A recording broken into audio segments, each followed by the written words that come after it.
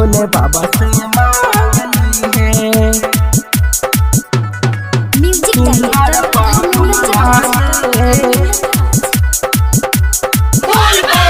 देवघर तू जाई है के सिमरन करी है पूजन मागे।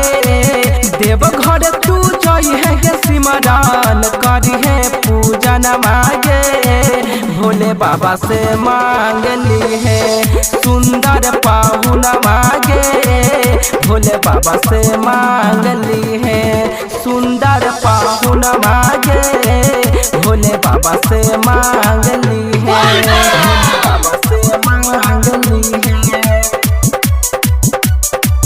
सुंदर पाहुन मागे। कहाँ पर उठाई है तू जाई है करी है ना बहाना मागे। कहाँ पर उठाई है तू जाई है करी है ना बहाना मागे। भोले बाबा से मांगली है सुंदर पाहुन मागे। भोले बाबा से मांगली है सुंदर पाहुन मागे। भोले बाबा से मांगली है। आप सुन रहे हैं युवा स्टार काशीलाल प्यारे को।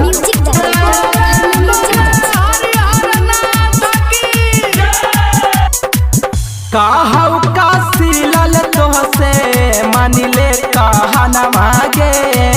कहू काशीलाल तोहसे मानिले कहना मागे। भोले बाबा के पूजा मिता पैनी सुंदर पाहुन मागे। भोले बाबा के पूजा मिता पैनी सुंदर पाहुन मागे। भोले बाबा के पूजा मिता पैनी। देवघर तू जाई है गे सोनी करी है पूजन मागे। देवघर तू जाई है त कजली करी है पूजन मागे।